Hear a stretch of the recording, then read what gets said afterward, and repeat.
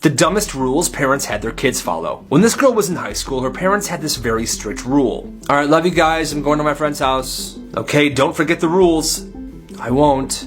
The rule was this. She had a curfew every night, and for every minute she was late after curfew, she would be grounded for a week. So if she was 2 minutes late coming home, she would be grounded for 2 weeks. Well, one day she was stuck behind a train. Come on, come on, come on. It was one of those long trains. You know what I'm talking about. Well, it was passing for 10 minutes, causing her to be 10 minutes late, Marissa. Do you know what that means? You were 10 minutes. Honey, please, I got this. No. 10 minutes late is what? 10 weeks. Excuse me? 10 weeks. 10 weeks, very good. So this kid had the biggest yard in the entire neighborhood. It's the yard that people always ended up hanging out at. But one summer, he had a bigger idea. He thought about those giant music festivals and how much money they make, and he thought, why not try to have one in my backyard? So first he held auditions. Bands, comics, magicians, whatever. Bring your instruments, bring your tricks, just show me what you got. And the best acts got a spot on the lineup. He built a stage out of stacked wood pallets and plywood. It wasn't fancy, but it worked. A friend brought an amp, some dude brought a microphone, it was all coming together. At the front gate of his yard, he had 2 friends working security. $10 a ticket. And inside, hot dogs and soda for $2 each, and his dad manned the grill. That night, the whole frickin' neighborhood showed up. Parents, kids, even people he didn't know. And the band was crushing it. Folding chairs around the bonfire, people dancing to the music, it was a beautiful sight. By the end of the night, they had made a really good amount of money. And he thought to himself, I'm gonna put this money towards doing it again next year. And that's exactly what he did. The next year, it happened again. Bigger and better. And he kept doing it. It wasn't just a big party. It became a tradition for the entire neighborhood, and they loved it. You gotta respect the hustle. This Spanish teacher had a rule. If you forget your pencil, you would have to borrow one from her supply cup and pay her back with a brand new one the next day. But she would always make sure to embarrass you because of it. Well, well, well, look who's unprepared again today. Little baby Kyle boy. All right, here, you can have a pencil, but bring me back a new one.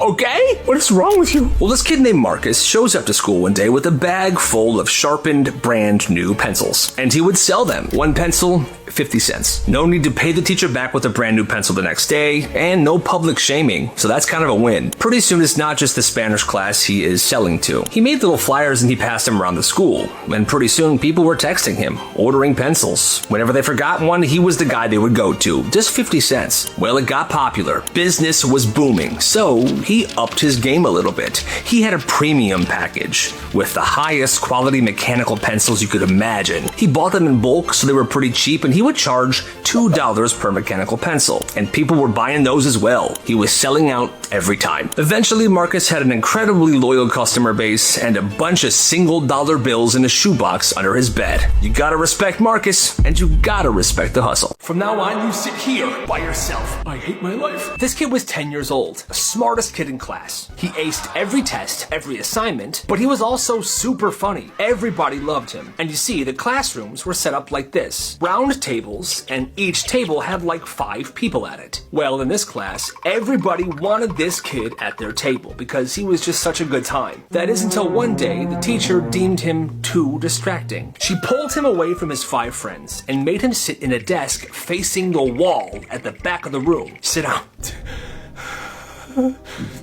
And he was the only one back there. The rest of the class were sitting in their groups. Group projects, he worked alone. He wasn't allowed to talk. Week after week, he kept thinking, surely I'll be moved back to my table soon. But the teacher never let him. And slowly, he could feel the gap building. His friends got closer with each other and farther from him. That desk in the corner became his life. For 10 months. A punishment that was supposed to last a week lasted for 10 months. And that is not fair.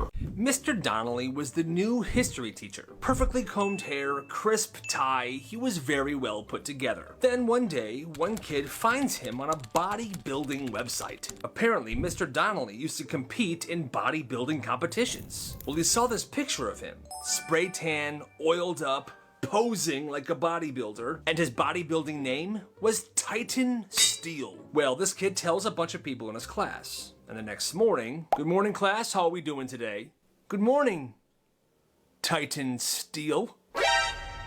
He's shocked. Excuse me? Oh, sorry, Mr. Donnelly.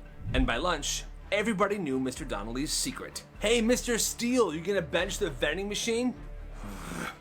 What you got for lunch today, Titan? A bunch of chicken breasts and protein powder? Oh my god.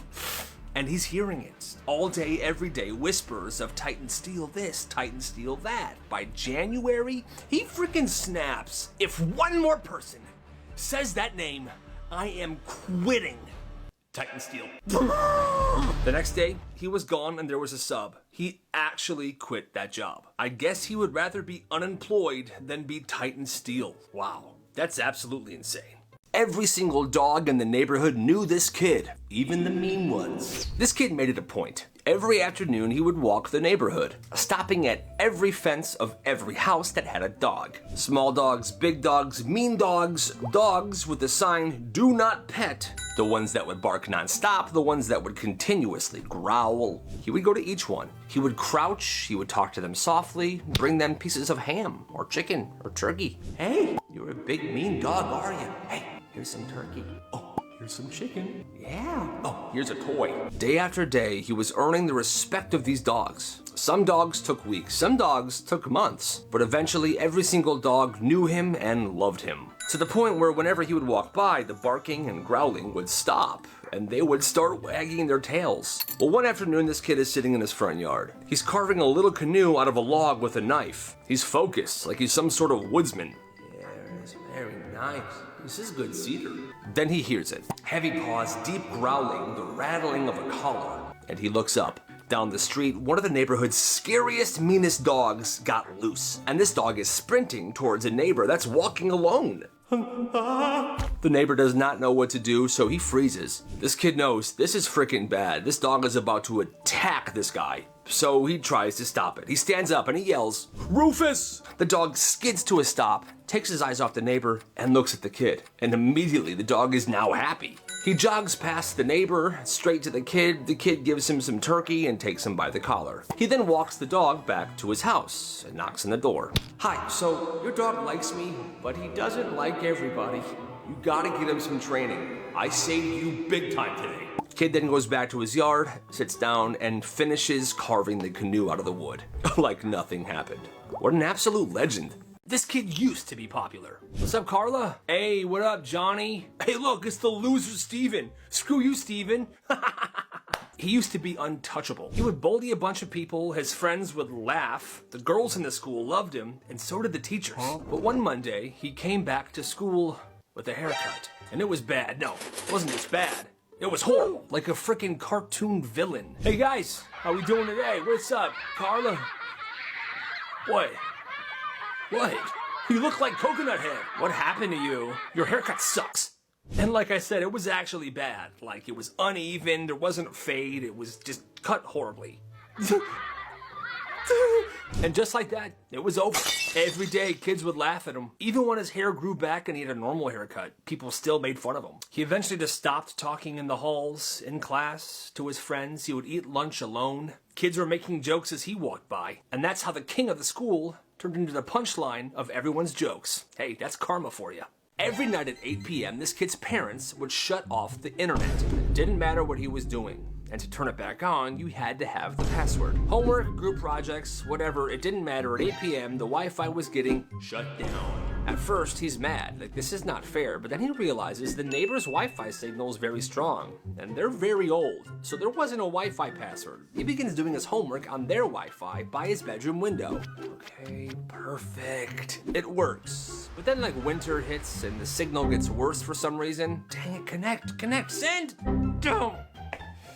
He starts getting closer and closer to the neighbor's house. He begins sitting on his front porch, then outside their windows. This goes on for weeks. Sometimes the signal's better, sometimes it's horrible. Until one night, the signal was very bad, so he was sitting directly underneath their bedroom window. He didn't know it was their bedroom, but another neighbor saw it. What is that creep doing? And yeah, I guess it would look pretty creepy, this dude sitting outside the neighbor's window with a laptop. In the dark, the police get called, the cop shows up, he explains to them, I'm using their Wi-Fi. Mine gets cut off at 8 p.m. by my parents. I have homework to do. The cop's not even mad at him. He's like, where are your parents? The parents come out. The cop says, you shut off the Wi-Fi at 8 p.m.? He's got homework to do. Look what he's doing. He shames the parents, and the parents are very embarrassed because, yeah, that is the stupidest thing I've ever heard of. Nobody gets in trouble that day, and the parents stopped turning the Wi-Fi off. That's just wild.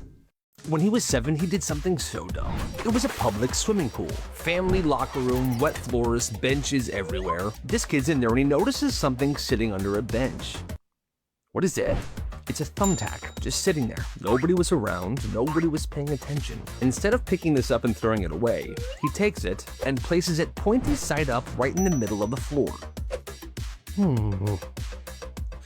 Then he goes away. About 30 minutes pass. Families keep moving in and out of the locker room, bare feet, and he starts to think to himself, maybe that was a bad idea. Maybe somebody could get hurt. So he goes back in, but he's way too late.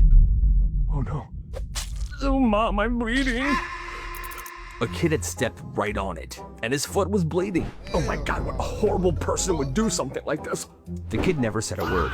He just stood there, panicking internally. You'll be okay, son. Whoever did this is a complete and utter idiot. I mean, yeah, that's pretty messed up. It was April, heat was rising. Classrooms were packed, the AC wasn't working very well, and the school had a rule. No standing up during class, even for a second. Not even to stretch. What? The teacher said it disrupted the learning environment. Whatever, that's completely bogus. Well, this one kid named Andy, he has this knee condition. It was a sports injury, he had done physical therapy, all this stuff. Well, he gets into class, the bell had barely rung, and his knee was bothering him, so he shifted in his chair a bit and stood up to adjust. Andy! It was his history teacher. You know the rule. Or do you, no, I wasn't walking around, my knee was hurting, I had to go office now. He gets into the office and he explains everything to the principal. Are you disrespecting your teacher's orders? No, I just needed to, Detention. Today. Well, you see, this kid's mom was a nurse, and when she finds out about this, she was pissed. Well, she shows up the next day with his medical records and slaps them on the principal's desk. Hey, unless you're planning on becoming a doctor, you're gonna let my kid stand up when his knee hurts, okay? Yes, ma'am. Apparently she was so intense, the principal was freaked out, he talked to the teacher, and that rule changed very quick. What kind of teacher would do that, though? That's insane. Let's be honest, none of you are going anywhere in life. What? Yo, that's messed up. So on this day, this teacher was already at her limit. Kids were talking in class, someone was playing Subway Surfers at full volume, and she snaps. She turns to the class and she says this. You know what, guys? It's clear that you do not want to learn, and let's be real. None of you are going anywhere in life anyway. The whole room freezes. People were shocked. Did she really just say that?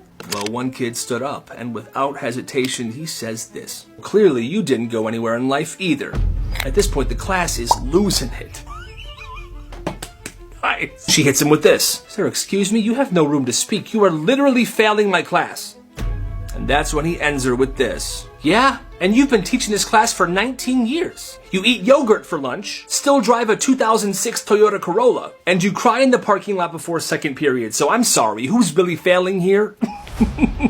A kid flips a chair. Oh my God. The bell rang, these students are going absolutely insane. She stands there frozen. She has no idea what the heck to do. And then as he's about to leave the classroom, he looks at her and says this. Hey, from now on, shut your mouth and let me fail in peace. See you tomorrow. And he left the room. That's absolutely crazy.